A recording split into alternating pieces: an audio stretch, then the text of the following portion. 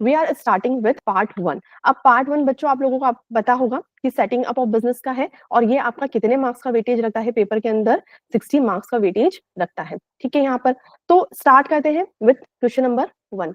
अब question number 1 क्या है? क्वेश्चन नंबर 1 ए और बी के बारे में है। ठीक है, और ये मुझे देख करके लग रहा है it is a case study. क्या है ये क्वेश्चन बेटा? अपना केस स्टडी बेस्ड क्वेश्चन है।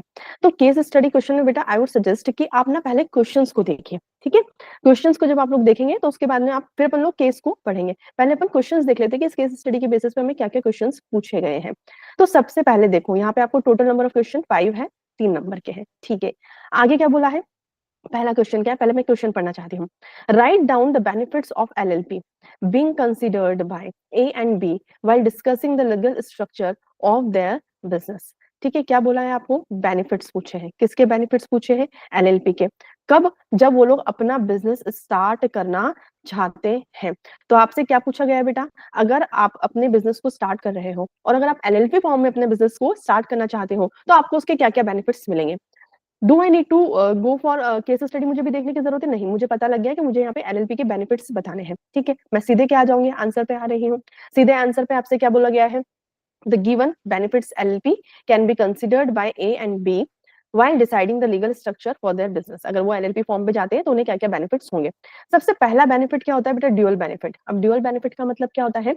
आप सभी को पता है कि जो एलएलपी है, एलएलपी क्या है? It is a better form of partnership form. ठीक है, और क्योंकि इसकी जो लिमिटेड लाइबिलिटी जो इसका एक कैरेक्टरिस्टिक्स है, तो वो कैरेक्टरिस्टिक आपको कहाँ से मिलता है? कंपनी से मिलता है। ठीक है, तो ड्यूअल बेनिफिट का मतलब ही यहाँ पर ये हुआ है कि अगर आप लीगल पर्सपेक्टिव से जाए या फिर आप फॉर्मेशन से जाए तो पार्टनरशिप इज कंसिडरेबली थोड़ा सा क्या हो जाएगा? आसान हो जाएगा, it is easy to form. और कंपनी के अंदर जाए तो कंपनी के अंदर जो लिमिटेड लाइबिलिटी जैसे आपको फीचर्स मिलते हैं वो क्या करते हैं?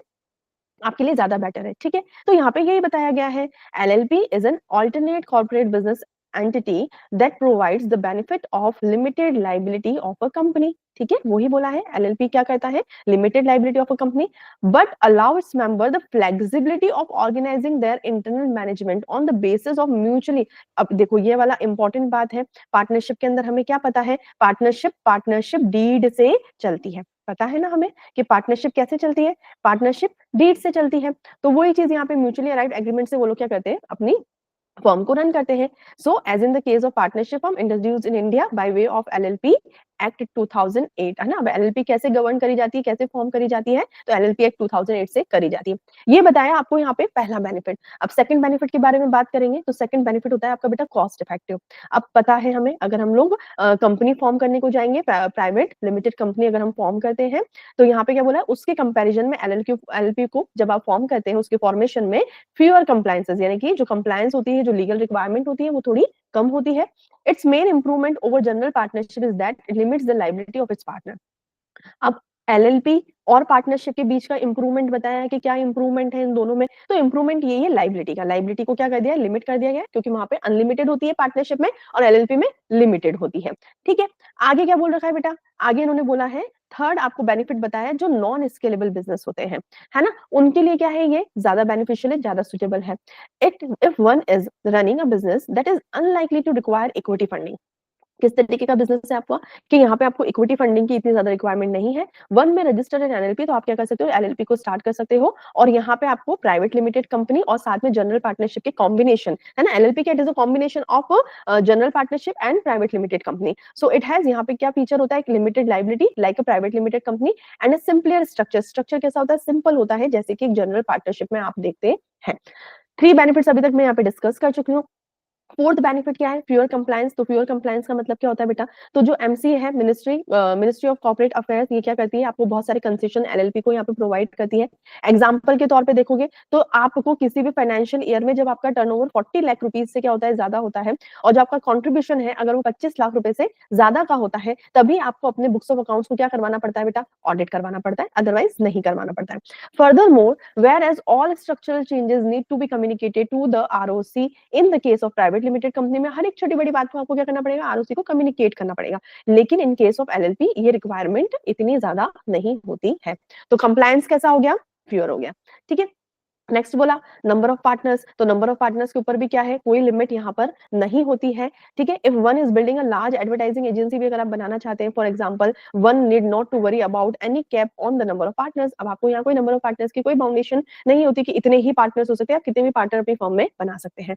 ओके, तो केस स्टडी का अपन लोगों ने एक क्वेश्चन तो यहाँ पे सॉल्व कर लिया है। अब अपन जाते हैं क्वेश्चन नंबर 2 पे, देखते हैं यहाँ पे क्या पार्ट भी पूछा है इन लोगों ने। So describe the documents that are required to be attached with the prescribed e form FiLLiP for getting registration of technical solution LLP. ये पढ़ने के बाद में मुझे ये पता लगा है कि जो ए और बी है, जो एलएलपी खोलने का सोच रहे थे, उन्होंने अपनी एक एलएलपी फॉर्म करी है और उसका नाम उन्होंने क्या रखा है, टेक्निकल सॉल्यूशन एलएलपी, ठीक है। और अब ये मुझसे क्या पूछ रहे हैं, ये मुझसे पूछ रहे हैं कि उन डॉक्यूमेंट्स के बारे में हमें बताइए जिनको अटैच करना पड़ेगा जब आप ई फॉर्म फिलिप फाइल करते हो एलएलपी के रजिस्ट्रेशन के लिए, ठीक है। तो रजिस्ट्रेशन के अंदर कौन कौन से डॉक्यूमेंट्स को अटैच करना पड़ता है, that they are exactly asking me. ठीक है जी, मैं देती हूँ इसका आंसर। अब आप मुझे बताइए कि जब आप एलएलपी एक्ट के अकॉर्डिंग एलएलपी को फॉर्म करते हैं तो उस समय आपको कौन कौन से डॉक्यूमेंट्स यहाँ पे लगाने होते हैं along with the registration application, ठीक है। तो देखो क्या बोल रखा है, जैसे ही आपका नेम रिजर्वेशन हो जाता है तो एलएलपी क्या करेगा, इनकॉर्पोरेशन के लिए यहाँ पे रिक्वेस्ट करेगा। रिक्वेस्ट कहाँ पर करेगा बेटा, तो फिलिप फॉर्म भरेगा वेबसाइट पर जाकर के। आगे क्या बोला है, कौन कौन से डॉक्यूमेंट्स उसे क्या करना पड़ेगा, अटैच करना पड़ेंगे। तो देखो ये रहे आपके डॉक्यूमेंट्स जो आपको अटैच करने हैं along with the registration application. क्या क्या है, proof of identity of partners, जो उसके पार्टनर्स होने वाले हैं उनका आइडेंटिटी प्रूफ चाहिए, फिर उनका रेसिडेंशियल प्रूफ चाहिए, फिर उनका पासपोर्ट साइज फोटो चाहिए, फिर उनका एड्रेस चाहिए। एड्रेस किसका, उनके रजिस्टर्ड ऑफिस का, एलएलपी का जो रजिस्टर्ड ऑफिस होने वाला है ना, उसका एड्रेस प्रूफ चाहिए। सब्सक्रिप्शन शीट चाहिए भैया कि कितने लोग एलएलपी के अंदर क्या करना चाहते हैं, पार्टनर बनना चाहते हैं। उनका डिजिटल सिग्नेचर सर्टिफिकेट चाहिए। इसके अलावा क्या, आपका जो भी यूटिलिटी बिल है वो हमें यहाँ पे चाहिए, कम से कम 2 महीने का होना चाहिए।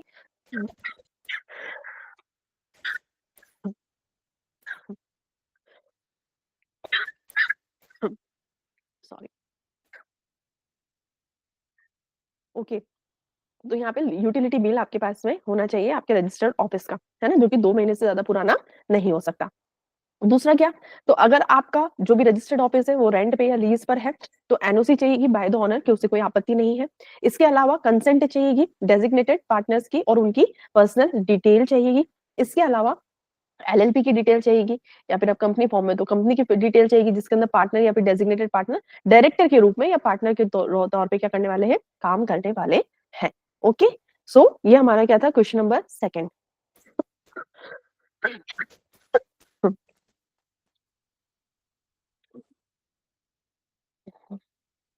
ओके नो, अब देखते हैं अपन लोग इसी का पार्ट सी।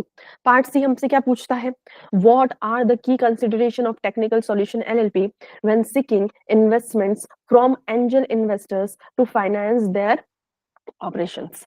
ठीक है, तो देखिए हमसे यहाँ पे क्या पूछ रहा है कि अगर एंजल इन्वेस्टर क्या करते हैं, फाइनेंसिंग करते हैं किसी भी एलएलपी की, तो उन्हें क्या क्या चीजें कंसिडरेशन में रखनी चाहिए। एंजल इन्वेस्टर्स के बारे में हमसे यहाँ पर पूछ रहे हैं। ओके, तो देखते हैं बेटा क्या बोलते हैं यहाँ पर। तो जो की कंसिडरेशन है टेक्निकल सॉल्यूशन एलएलपी के लिए, जब इन्वेस्टमेंट करता है कोई भी एंजल इन्वेस्टर तो उसे क्या क्या चीजें उसके बारे में ध्यान में रखनी होगी। तो यहाँ पे जो एंजल इन्वेस्टर्स होते हैं, यूजुअली ये लोग कौन होते हैं, इंडिविजुअल्स होते हैं या फिर ग्रुप ऑफ इंडस्ट्री होते हैं, प्रोफेशनल्स होते हैं, जो लोग की क्या करना पसंद करते हैं, किसी भी वेंचर को फंड करना पसंद करते हैं और उसके बदले में उनसे क्या लेते हैं बेटा, इक्विटी स्टेक, है ना, यानी कि उसकी ऑनरशिप वो लोग यहाँ पर लेते हैं। As regulation 19 F of SEBI, SEBI has made the following restrictions. अब सेबी ने यहाँ पे एंजल फंड के लिए क्या बना रखी है, कुछ ना कुछ रिस्ट्रिक्शंस बना रखी है। ठीक है, जब भी आप किसी इंडियन कंपनी के अंदर कोई एंजल इन्वेस्टर क्या करता है, इन्वेस्ट करता है, तो क्या क्या कंसिडरेशन है, देखो वही रिस्ट्रिक्शन और वही कंसिडरेशन। यहाँ पे आपको बिल्कुल भी कंफ्यूज नहीं होना है ना। कंसिडरेशन का मतलब ही यहाँ पे ये होता है कि भैया कौन सी बातों को ध्यान में रखना है ना, और रिस्ट्रिक्शन का मतलब भी यही हुआ कि आप क्या नहीं कर सकते, ये सारे पॉइंट आपको ध्यान में रखने होंगे, इसके बाहर आपको जाना नहीं है। तो सेबी ने क्या क्या रिस्ट्रिक्शंस बनाए हैं, तो सबसे पहला तो है angel fund shall invest in startup.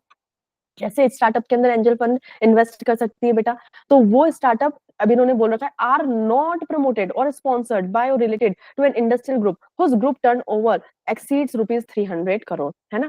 किसी ऐसे इंडस्ट्रियल ग्रुप से नहीं होना चाहिए जो उन एंजल इन्वेस्टर्स का ही हो, या जिसमें उनकी ऑनरशिप हो, या जिसमें उनका इंटरेस्ट हो, ठीक है, और टर्नओवर किससे ज्यादा ना हो, उसका 300 करोड़ से ज्यादा का ना हो।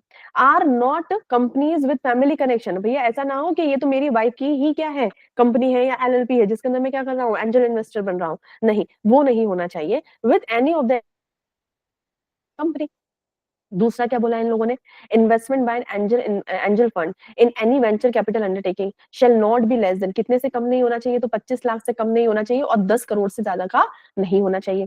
थर्ड पॉइंट क्या कहते हैं हमसे, हमसे बोलते हैं कि जो इन्वेस्टमेंट होता है किसी भी एंजल फंड के द्वारा किसी भी वेंचर कैपिटल अंडरटेकिंग के अंदर, shall be locked for an period of 1 year, 1 साल के लिए क्या हो जाएगा भैया, वो पैसा आपका लॉक यहाँ पर हो जाएगा। देन क्या बोलते हैं, angel fund shall not invest in associates, associates का मतलब वही होता है जो आपके साथ में मिलकर के आपके बिजनेस को बढ़ाते हैं, आपके साथ मिलकर के बिजनेस करते हैं, तो उनके इसमें आपको क्या नहीं करना है, यहाँ पे पैसा नहीं लगाना है। आगे क्या बोला गया बेटा आपसे, तो आगे यहाँ बोला गया है angel fund shall not invest more than 25%, है ना, ओवरऑल उनकी होल्डिंग कितनी होनी चाहिए, तो 25% हो सकती है, ज्यादा से ज्यादा, इससे ज्यादा एक्सेप्टेबल नहीं है। देन बोला एंजल फंड में also invest in securities of a company जो कि आउटसाइड इंडिया, अभी ऊपर वाली जितनी भी आपको रिस्ट्रिक्शंस बताई थी वो इन इंडिया थी, लेकिन अब अगर एंजल फंड इन्वेस्टमेंट किसी और कंपनी के यानी कि फॉरेन कंपनी के सिक्योरिटीज में अगर क्या करते हैं, इन्वेस्टमेंट करते हैं, subject to such conditions and guidelines that may be stipulated और issued by RBI and board from time to time, तो अगर जब आप ऐसे इन्वेस्टमेंट करेंगे तो वो इन्वेस्टमेंट कैसा होना चाहिए, as per the regulations of RBI या फिर जो भी रेगुलेटरी अथॉरिटी है उनके अकॉर्डिंग होना चाहिए, जो कि टाइम टू टाइम क्या हो सकते हैं, चेंज हो सकते हैं। ठीक है बेटा, यहाँ तक हमें समझ में आया क्वेश्चन नंबर 3, मतलब इसका क्वेश्चन नंबर फर्स्ट का पार्ट नंबर सी हम लोगों ने यहाँ पे कंप्लीट कर लिया है। ठीक है जी, यहाँ तक हमें सब कुछ समझ में आ गया। अब हमसे क्या पूछते हैं, फोर्थ डी पार्ट में हमसे क्या पूछा गया बेटा, तो इन्होंने पूछा है what documents are required to be uploaded by A and B with the GST registration application form on the GST portal for GST registration of technical solution LLP. अब क्या बोलते हैं कि अगर आप जीएसटी पोर्टल पर क्या करवा रहे हो, जीएसटी रजिस्ट्रेशन करवा रहे हो, तो उसके लिए आपको कौन कौन से डॉक्यूमेंट्स अपलोड करने पड़ेंगे। अभी तक आप मुझे एक बात बताइए, अपन लोगों ने केस स्टडी को हाथ भी नहीं लगाया है and we are on the part D. ठीक है, दैट मीन्स अभी भी ये भी डायरेक्ट क्वेश्चन है, आपसे क्या पूछा गया है कि जीएसटी रजिस्ट्रेशन के लिए क्या क्या डॉक्यूमेंट्स चाहिए। चलिए भैया हम बताते हैं जीएसटी रजिस्ट्रेशन के लिए क्या क्या डॉक्यूमेंट्स आपको देखने हैं। तो क्या बोला है यहाँ पे, ए और बी को जीएसटी रजिस्ट्रेशन के लिए जीएसटी पोर्टल के ऊपर क्या क्या डॉक्यूमेंट्स लगाने पड़ेंगे, तो इन्होंने बोला copy of certificate of incorporation, कि भैया आप क्या हो, इनकॉर्पोरेटेड हो, और एलएलपी एग्रीमेंट आपको यहाँ पे लगाना पड़ेगा। फिर क्या, तो आपने एलएलपी के लिए जो पैन नंबर लिया है वो आपको यहाँ पे लगाना पड़ेगा। कंसल्ट और रिजोल्यूशन ऑफ डेजिग्नेटेड पार्टनर का, ठीक है भैया, कंसल्ट चाहिए डेजिग्नेटेड पार्टनर्स की जीएसटी रजिस्ट्रेशन के लिए। डिक्लेरेशन चाहिए, जो भी ऑथराइज सिग्नेटरी होगी उसको क्या करना पड़ेगा, आपको डिक्लेरेशन यहाँ पे देना पड़ेगा। आपके बैंक अकाउंट की डिटेल्स यहाँ पर डेफिनेटली लगेगी। ठीक है, कैंसल चेक, अब बैंक अकाउंट की डिटेल के लिए क्या होगा, तो आप एक कैंसल चेक वहां पे लगा देंगे आपके बिजनेस एंटिटी का, उसमें business account number, MICR, IFSC और जो भी ब्रांच की डिटेल होगी वो सारी यहाँ पे मेंशन होनी चाहिए। इसके अलावा आपके सारे पार्टनर्स के फोटो यहाँ पे होने चाहिए एंड देन पैन कार्ड या फिर आधार कार्ड होना चाहिए आपके सारे के सारे पार्टनर्स का। ठीक है, तो ये आपका कौन कौन से डॉक्यूमेंट्स है जो जीएसटी रजिस्ट्रेशन के टाइम पे रिक्वायर्ड होते हैं। नाउ मूविंग टू पार्ट ई, यानी कि लास्ट क्वेश्चन हमें यहाँ पर हम लोग देख रहे हैं फ्रॉम दिस फर्स्ट क्वेश्चन। क्या है आपका लास्ट, यहाँ पे इन्होंने पूछा describe the conditions required to be fulfilled for the conversion of LLP. ठीक है, एलएलपी को क्या करना चाहते हैं, कन्वर्ट करना चाहते हैं, किसमें कन्वर्ट करना चाहते हैं बेटा, प्राइवेट लिमिटेड कंपनी के अंदर। अब हमें क्या बोला, describe the conditions, only conditions not steps, है ना, कि हमें कैसे उसे क्या करना है, कन्वर्ट करना है। क्या बोला, कंडीशंस, कौन कौन सी ऐसी कंडीशन फुलफिल होनी चाहिए, तब आप क्या कर सकते हो, किसी एलएलपी को प्राइवेट लिमिटेड कंपनी में कन्वर्ट कर सकते हो। देखते हैं कौन कौन सी कंडीशंस हैं यहाँ पर। तो देखो बेटा, कंडीशंस कौन कौन सी फुलफिल करनी पड़ेगी, कि सबसे पहली चीज तो ये कि जितने भी पार्टनर्स हैं उन्होंने अप्रूव कर दिया हो कन्वर्जन के लिए, है ना, इंपॉर्टेंट होती है पार्टनर्स की कंसल्ट लेना। दूसरी चीज क्या, तो LLP should have compiled with all the required returns and compliances, है ना। अब ऐसा यहाँ पे नहीं होना चाहिए कि किसी रेगुलेटरी बॉडी के अंडर में आप क्या हो, फेलियर हो रखा है आपका, आपने जो रिटर्न्स और कंप्लायंसेस करने चाहिए वो आपने नहीं कर रखे हैं, है ना, तो वो सारी चीजें यहाँ पे नहीं होनी चाहिए। आपका जो रिटर्न्स और जो कंप्लायंसेस है वो पूरा के पूरा कंप्लीटेड है। थर्ड थिंग, अब जब आप कन्वर्जन के बारे में बात करते हो तो आपको यहाँ पे क्या करना पड़ेगा, पब्लिकेशन करना पड़ेगा। कहाँ पे पब्लिकेशन करना पड़ेगा, तो कम से कम 2 न्यूज़पेपर में, एक तो इंग्लिश में होना चाहिए और एक वर्नाक्युलर लैंग्वेज में होना चाहिए। ठीक है, और कहाँ पर, तो ये जो रजिस्टर्ड ऑफिस की जो प्लेस है, जो वहां की जो लोकल लैंग्वेज है उसके अंदर होना चाहिए, और एक इंग्लिश में होना जरूरी है। पब्लिकेशन होना चाहिए न्यूज़पेपर में कि हमारी ये एलएलपी फॉर्म है और हम इसे क्या करने वाले हैं, कन्वर्ट करने वाले हैं into a private limited company. Then fourth चीज क्या जरूरी है, तो बोला कि limited liability partnership at least have 2 partners who are required for incorporation of a private limited company. Private limited company को भी इनकॉर्पोरेट करने के लिए हमें 2 लोगों की रिक्वायरमेंट होती है। ठीक है, तो यहाँ पे एटलीस्ट 2 पार्टनर्स तो होने ही चाहिए। फिर बोला there should be no open charge for or against the company, company के अगेंस्ट में किसी भी तरीके का कोई भी चार्ज, कोई भी लिटिगेशन, कोई भी लीगल यहाँ पे फेलियर यहाँ पर नहीं होना चाहिए, अदरवाइज कन्वर्जन नहीं हो पाएगा। Is it clear? Now, अब मैम ने क्यों नहीं पहले केस स्टडी पढ़ी? बेटा मैम ने पहले इसलिए केस स्टडी नहीं पढ़ी क्योंकि जब आप क्वेश्चन पढ़ते हैं ना तो वहां से आपको पता लगता है कि ये केस स्टडी हमारे कितने काम की है। ठीक है, अब मैं आप लोगों को बताती हूँ कि अपन लोगों ने जो ये 5 क्वेश्चंस के आंसर दिए इस पार्ट ए में से, तो पार्ट ई तो आपका बेटा कौन सा वाला था? कन्वर्जन से था। ठीक है, पार्ट डी आपका रजिस्ट्रेशन से था, वेरियस लीगल रजिस्ट्रेशन जो अपन लोगों ने चैप्टर पढ़ा है उससे था। इसके अलावा कौन सा बेटा ये एंजल इन्वेस्टर्स आपका कहाँ से था? स्टार्टअप से था। ठीक है, आगे आपसे क्या पूछा इन लोगों ने? डॉक्यूमेंट्स की रिक्वायरमेंट थी रजिस्ट्रेशन करवाने के लिए, तो ये रजिस्ट्रेशन आपको वेरियस रजिस्ट्रेशन से था ये वाला। और एलएलपी के बेनिफिट्स आपका चैप्टर नंबर 2 से था कि अलग अलग फॉर्म ऑफ बिजनेस ऑर्गेनाइजेशन के क्या क्या बेनिफिट्स होते हैं। ठीक है, तो सारे क्वेश्चन अलग थे, सारे क्वेश्चन अलग अलग चैप्टर्स में से थे, लेकिन इनका केस स्टडी से कहीं तक कोई लेना देना नहीं था। सबसे पहले ही इंस्टीट्यूट ने आपको केस स्टडी देकर के एकदम से क्या कर दिया? हाइपर कर दिया। So this is my request to all of you कि जब भी आप अपना पेपर हाथ में लेंगे एग्जाम में, आज से 20-25 दिन बाद ही आपके पेपर होने वाले बच्चा, तो जैसे ही पेपर आप हाथ में लेते हैं, डोंट गेट हाइपर, ओ केस स्टडी है ना।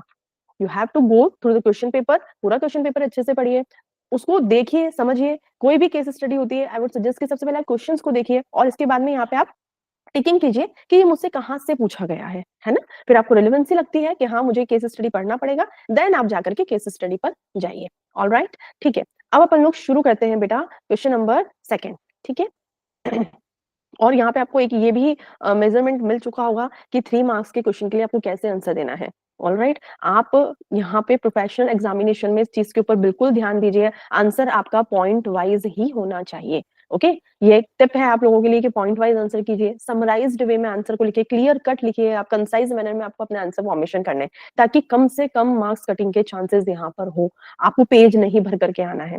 देखो 3 मार्क्स के लिए ये गाइडलाइन आंसर्स बेटा हम लोग इसीलिए आपको करवा रहे हैं ताकि आपको यहाँ पे एक पूरा एडवांटेज मिले कि कैसे आंसर राइटिंग होनी है। ओके, आप पार्ट का फर्स्ट का डी का भी देख रहे हैं, आपसे 7 पॉइंट्स यहाँ पे जो रिक्वायर्ड है आपको वही लिखना है, उन्हीं चीजों पे आपको यहाँ पे ध्यान देना है। ऑलराइट, चलिए क्वेश्चन नंबर 2 करते हैं अपन लोग। क्वेश्चन नंबर 2 क्या है? अब यहाँ पे कोई केस स्टडी नहीं है, यहाँ पे हर एक क्वेश्चन 3 नंबर का है और टोटल 5 क्वेश्चन मुझसे पूछे गए हैं और अब मुझे क्वेश्चन को पढ़ना पड़ेगा। ठीक है, देखती हूँ मैं। सबसे पहला क्वेश्चन क्या है? तो इन्होंने बोला robin hood against hunger is a registered society, okay, under Society Regulation Act, all right. Being a NPO, the society possesses a tax exemption certificate, बिल्कुल ठीक है, under Section 12 of the Income Tax Act, okay. The society is also recognized NGO under ATG का भी advantage ले रही है भैया, ठीक है. The promoter have decided to convert the society into, अब क्या बोल रहे? कन्वर्जन। अपन को हमेशा इस चीज के ऊपर ध्यान देना है, क्वेश्चन में कितनी ही रामायण लिखी हो, जो हमारे काम की है, हमें तो सिर्फ वही यहाँ पे क्या करना है, उसी के ऊपर फोकस रहना है। किस चीज के बारे में हमें यहाँ से बोला? हमें बोला इन्होंने कि कन्वर्ट करना है कंपनी को। क्या करना है? कंपनी को कन्वर्ट करना है। ठीक है, क्या बोलते हैं फिर? The promoter had decided to convert the society, section 8 में कन्वर्ट कर रहे हैं, so that food items can be delivered free of cost to poor and needy people to the state of Madhya Pradesh under mission koi nahi bhuka soega. Very good. The society is also planning to start its own manufacturing unit for making of various type of food items. The automatic food processing unit, okay, automatic food processing unit setup करना चाहते हैं, will be setup in capital of the state at primary level. Alright, अब आपसे क्या बोल रहे हैं कि बिंग अ कंपनी सेक्रेटरी आप सजेस्ट करो कि क्या क्या बेनिफिट्स होते हैं सेक्शन 8 कंपनी के, and also highlight there are that is there any additional requirement अगर कोई लाइसेंस। अब ठीक है भैया, तो इन्होंने हमसे किस चीज के बारे में पूछा? एक तो फसाई के बारे में पूछा है और दूसरा इन्होंने हमसे पूछा है कि बेनिफिट्स बताओ सेक्शन 8 कंपनी के। अब मुझे एक बात बताना, कन्वर्जन की कोई स्टेप्स नहीं पूछी, कोई डॉक्यूमेंट्स नहीं पूछा, कुछ भी नहीं पूछा, फसाई लाइसेंसिंग के रिक्वायरमेंट के बारे में पूछा है और दूसरा हमसे क्या पूछा है इन लोगों ने? सेक्शन 8 कंपनी के क्या क्या बेनिफिट्स होते हैं। सीधा क्वेश्चन है बेटा। अभी तक मैं बोलूं क्वेश्चन नंबर 6 मतलब एक 6th क्वेश्चन यहाँ पे सॉल्व कर रहे हैं और अभी तक कहीं से भी कुछ भी इनडायरेक्ट रामायण आपसे पूछी नहीं गई है, सब कुछ आपसे सीधा सीधा ही पूछा जा रहा है। ठीक है जी, आपसे क्या पूछा है? तो इन्होंने बोला सेक्शन 8 कंपनी के बेनिफिट्स बता दो। बता देते हैं बेनिफिट्स। सबसे पहला तो यही है कि टैक्स बेनिफिट मिलेगा आपको। अब ऊपर देखो इन्होंने कितनी अच्छी बात है कि एटीजी की आपको जो बेनिफिट मिलता है, इन्होंने ऊपर वैसे ही क्वेश्चन में सेक्शन मेंशन करके रख रखी है। तो सेक्शन 8 कंपनीज क्या होते हैं? चैरिटेबल इंस्टीट्यूशन होते हैं। They have access income tax act के अंदर यहाँ पे सेक्शन 8 कंपनीज को मिलती है। Section 80G of the income tax act render plenty of tax related benefits to this companies. Eighty G के अंदर बहुत सारी एग्जम्पशंस यहाँ पे मिलती है, तो वो सारी tax benefit tax related benefits यहाँ पे सेक्शन 8 कंपनी को मिलते हैं। तो पहली चीज तो क्या? Tax benefit. दूसरी चीज देखते हैं क्या? तो दूसरी चीज है zero stamp duty. Zero stamp duty का मतलब क्या होता है? तो जो सेक्शन 8 कंपनीज होती है आर नॉट लाइबल टू पे stamp duty on the memorandum other entities incorporated under companies act 2013। ठीक है, तो जब आप चीजों को क्या करेंगे, दोनों डॉक्यूमेंट है, एमओ और एओ क्या चार्टेड डॉक्यूमेंट है कंपनी के, तो इन डॉक्यूमेंट्स को जब आप इनको स्टाम्प ड्यूटी इसके ऊपर आपको पे करनी पड़ती है, लेकिन जो सेक्शन 8 कंपनीज है उन्हें पे नहीं करनी पड़ती, तो एक ये अलग बेनिफिट है। दूसरा क्या है, तो बोला कि मिनिमल शेयर रिक्वायरमेंट, कैपिटल की जरूरत क्या होती है, बहुत कम होती है। Unlike private company, public limited, OPC, section 8 जो कंपनी होती है, ये यहाँ पे कोई मिनिमम रिक्वायरमेंट नहीं है कि पेड अप शेयर कैपिटल कम से कम इतना होगा ना, तभी क्या कर पाएंगे हम लोग, आपका शुरू कर पाएंगे। सेक्शन 8 कंपनी के लिए कोई भी मिनिमम पेड अप कैपिटल की रिक्वायरमेंट नहीं होती है। ठीक है, नेक्स्ट आपसे क्या बोला, एग्जम्प्टेड फ्रॉम सफिक्स और प्रीफिक्स, कुछ भी नहीं लगाना है आपको, अपने नाम के आगे या पीछे कुछ भी नहीं लगाना है। सेक्शन 8 कंपनी के ऊपर कोई कंपल्शन नहीं होता है कि वो अफिक्स करे अपने नाम के आगे लिमिटेड या फिर प्राइवेट लिमिटेड, जो बाद में लगाना रहता है वो नहीं लगाना है। This entity is registered with the limited liability, और जो लाइबिलिटी होती है वो कैसी होती है, लिमिटेड होती है। देन बोला separate legal entity, separate legal entity का मतलब आप सभी को पता होगा। ठीक है, move on to next point, improved creditability, मतलब क्या हुआ इसका, तो जो फ्लेक्सिबल और ट्रांसपेरेंट है इसका जो कॉन्स्टिट्यूशनल फ्रेमवर्क इस कंपनी का, तो वो अलाउ करता है कि ज्यादा से ज्यादा लोग इसके अंदर क्या कर सके, पैसा लगा सके, इसके ऊपर ट्रस्ट ज्यादा करते हैं। ठीक है, तो इसकी जो क्रेडिटेबिलिटी होती है वो एनजीओ के अंदर, जैसे कि जो सोसाइटी है और जो ट्रस्ट है, उनके कंपैरिजन में सेक्शन 8 कंपनी के ऊपर लोग ज्यादा ट्रस्ट करते हैं, भरोसा करते हैं। प्रिविलेजेस के बारे में बात करेंगे तो जो सेक्शन 8 कंपनी है हैव बीन ग्रांटेड टोटल या फिर पार्शियल एग्जम्पशंस उन्हें मिलती है कुछ सेक्शन के अंदर कंपनीज एक्ट 2013 की। ठीक है, ये तो हमने क्या बताया बेटा, बेनिफिट्स। अब सेकंड पॉइंट पे इन्होंने हमसे क्या पूछा है, इन्होंने हमसे पूछा है फसाई रजिस्ट्रेशन के बारे में। तो हमको सबको पता है, अगर आप किसी भी तरीके के फूड बिजनेस के अंदर इन्वॉल्व होते हो तो आपको यहाँ पे फसाई रजिस्ट्रेशन करवाना मैंडेटरी है। ठीक है, तो this is a national authority. फसाई कौन है, एक नेशनल अथॉरिटी है जो कि इस चीज को इंश्योर करता है कि जो भी फूड प्रोडक्ट डिलीवर करे जा रहे हैं सोसाइटी के अंदर वो सेफ है और स्टैंडर्डाइज्ड होते हैं। फसाई stands for food safety and standard authority of India. All retail establishment, जैसे भी ट्रेड आउटलेट हुए, है ना, कियोस्क हुए, इटरीज हुए, कैटरर्स हुए या फिर क्लाउड किचन हुआ, इन सबको ही फसाई रेगुलेशंस को फॉलो करना कंपलसरी है, मैंडेटरी है। और दूसरी चीज ये कि उन्हें लाइसेंस लेना भी मैंडेटरी है। पीरियोडिकली अपने लाइसेंस को रजिस्ट्रेशन के साथ क्या करना होता है, रिन्यू करवाना होता है। Under FSSAI license and registration is divided into 3 categories में यहाँ डिवाइड करा गया है, एक सेंट्रल लाइसेंस, स्टेट लाइसेंस और स्टेट रजिस्ट्रेशन। ठीक है, तो जो रॉबिन हुड है उन्हें क्या करवाना पड़ेगा, manufacturing various types of food item is required to obtain, उसको फसाई लाइसेंस यहाँ पर लेना होगा। ठीक है, 3 तरीके के लाइसेंस है, अगर आप स्टेट में कर रहे हैं तो फिर तो आप स्टेट लाइसेंस ले लेंगे, और अगर आप पैन इंडिया में काम कर रहे हैं तो फिर आपको यहाँ पर फसाई सेंट्रल लाइसेंस लेना होगा। क्लियर है बेटा, यहाँ पे डायरेक्ट क्वेश्चन था, आपने सीधे सीधे इसका जवाब लिखना है। देन सॉरी, देन क्या बोला है, PNC Limited is a company limited by guarantee and not having a share capital.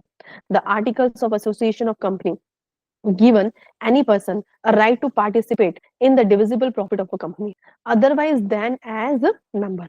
Examine the validity of such provision in the AOA of a company. अब कंपनी के AOA के अंदर क्या provision बना दिया गया है, ये प्रोविजन बनाया है, is the company give any person a right to participate in the divisible profit. अब डिविजिबल प्रॉफिट का मतलब समझ में आता है आपको, कि सारे टैक्सेस, सारी लाइबिलिटीज, सारी ड्यूटीज को पे ऑफ करने के बाद में जो प्रॉफिट रिमेनिंग होता है उसे क्या करा जाता है, बांटा जाता है अमंग द शेयर होल्डर्स, उसे हम बोलेंगे divisible profit.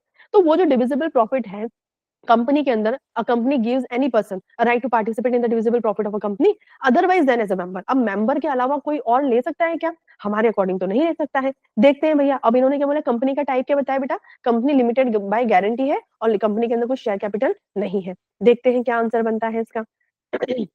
So according to section 47 of the companies act 2013, कोई भी प्रोविजन जो कि मेमोरेंडम या आर्टिकल के अंदर है, in case of a company जो कि लिमिटेड बाय गारंटी है, जिसके अंदर कोई शेयर कैपिटल नहीं है, purporting to give any person all right to participate in divisible profit of the company otherwise than as a member shall be void.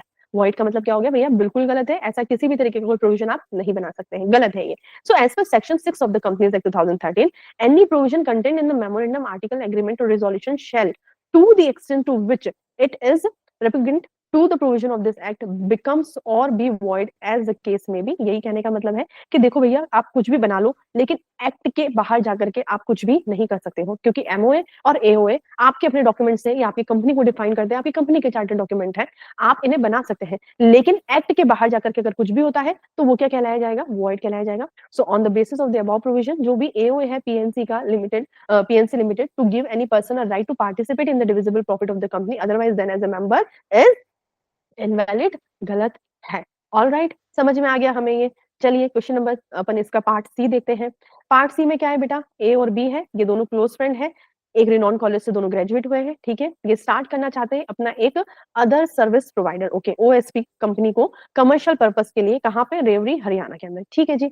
अब पूछते हैं what license and documents are needed to obtain to operate as a licensed OSP, है ना। अब मैं OSP तो start करना चाहता हूँ, लेकिन एक लाइसेंस्ड ओएसपी स्टार्ट करना चाहता हूँ, तो लाइसेंसिंग के लिए मुझे क्या क्या डॉक्यूमेंट्स की जरूरत है, similar to other service provider, ठीक है, क्लियर है यहाँ पे। तो आपसे क्या पूछा बेटा क्वेश्चन में आपसे पूछा है क्या क्या डॉक्यूमेंट्स की रिक्वायरमेंट है अगर आप एक लाइसेंस्ड ओएसपी बनना चाहते हैं। तो देखते हैं आंसर क्या है। आंसर में बेटा क्या होगा, वो बिजनेस एंटिटीज जो कि, अब देखो सबसे पहले, है ना, यहाँ पे इस तरीके के क्वेश्चन में आपको सबसे पहले क्या डिफाइन करना है कि ओएसपी होता क्या है ना। ओएसपी क्या होता है, तो वो बिजनेस एंटिटीज जो कि क्या करती है, प्रोवाइड करती है इंटरनेट सर्विसेज या फिर इंगेज होती है किसी भी तरीके के कमर्शियल कम्युनिकेशन के अंदर, जैसे कि कॉल सेंटर हो गया, बीपीओ हो गया, टेली एजुकेशन हो गया, टेली बैंकिंग हो गया, टेली नेटवर्किंग हो गया, ई कॉमर्स हो गया, या फिर किसी और तरीके का आईटी इनेबल्ड सर्विसेज में अगर वो क्या है, इंडल्ज्ड है, तो उन्हें कैसे क्लासिफाई किया जाएगा, उन्हें अदर सर्विस प्रोवाइडर के नाम से क्लासिफाई किया जाता है, किसके according, according to new telecom policy 1999। अब आगे, must obtain a telecom license, और इनके लिए क्या है, मस्ट है ना, ऑप्शनल नहीं है, मस्ट है, इनको क्या करना पड़ेगा, सॉरी, इन्हें क्या करना पड़ेगा, तो इन्हें लाइसेंस लेना ही पड़ेगा from the department of telecommunication. अभी डिपार्टमेंट ऑफ टेलीकम्युनिकेशन आपको पता है ministry of communication of government of India के अंदर क्या करती है, काम करती है, डिपार्टमेंटल है, ठीक है। So the telecom license and entitles the entities to provide telecommunication services in India. OSP license दो तरीके के होते हैं, कौन कौन से होते हैं, एक होता है बेटा डोमेस्टिक ओएसपी और दूसरा होता है आपका इंटरनेशनल ओएसपी। तो जो डोमेस्टिक ओएसपी है, ये वो क्लाइंट जो कि नेशन वाइड बाउंड्रीज के अंदर क्या है, लोकेटेड है, उन्हें यहाँ पे प्रोवाइड करेगा, और इंटरनेशनल तब आपको पता ही है आउटसाइड इंडिया जो लोकेटेड है उन्हें प्रोवाइड करना है। So considering the above fact, A and B requires, उन्हें क्या जरूरत है, क्योंकि वो तो इंडिया के अंदर ही काम करना चाहते हैं, हरियाणा में बताया, तो उन्हें तो सिर्फ डोमेस्टिक ओएसपी की रिक्वायरमेंट है, जिससे कि वो अपने बिजनेस को रेवड़ी हरियाणा में सेटअप कर सके, है ना। फर्स्ट पार्ट में हमने यहाँ पे क्या बताया बेटा, फर्स्ट पार्ट में हमने डेफिनेशन के बारे में बता दिया यहाँ पर, और टाइप के बारे में बता दिया कि कितने टाइप के क्या होते हैं लाइसेंस यहाँ पे ओएसपी के अंदर होते हैं। अब आपसे क्वेश्चन में बेटा पूछा गया था कि प्रोसेस, है ना, तो अब हम यहाँ पे क्या बताएंगे, उन्हें प्रोसेस भी बताएंगे कि भैया ओएसपी के लिए क्या प्रोसेस होता है। तो देखिए, जो कंपनी रजिस्टर्ड है अंडर कंपनीज एक्ट 2013 और under any other previous law आपको पता है 1956 वाला जो एक्ट था, उसको 2013 में अपने नया लाए, या फिर एलएलपी के फॉर्म में रजिस्टर्ड हो, या फिर पार्टनरशिप के फॉर्म में रजिस्टर्ड हो, या फिर क्या हो, कोई भी ऑर्गेनाइजेशन हो जो कि शॉप एंड एस्टेब्लिशमेंट एक्ट के अंदर क्या हो, रजिस्टर्ड हो, तो वो सभी लोग क्या कर सकते हैं, एलिजिबल होते हैं ओएसपी लाइसेंस के लिए। आगे क्या बोल रखा है, ओएसपी लाइसेंस लेने के लिए कोई भी कंपनी एलएलपी है तो उन्हें क्या करना पड़ेगा, एप्लीकेशन फॉर्म करना पड़ेगा डीओटी पोर्टल पर जा करके, ठीक है। OSP license is a location specific होता है and can have multiple registration for each search site, है ना। जैसे ही आपकी साइट चेंज होगी तो आपको फिर से रजिस्ट्रेशन लेना पड़ेगा, है ना। तो ये लोकेशन बेस्ड आपको क्या मिलता है यहाँ पे बेटा, लाइसेंस मिलता है। ऑल राइट, अब लाइसेंस को लेते समय कौन कौन से डॉक्यूमेंट्स की जरूरत होगी, तो सबसे पहले तो बेटा आपको आपका सर्टिफिकेट ऑफ इनकॉर्पोरेशन बताना पड़ेगा, है ना, आपको अपनी आइडेंटिटी के बारे में बताना पड़ेगा।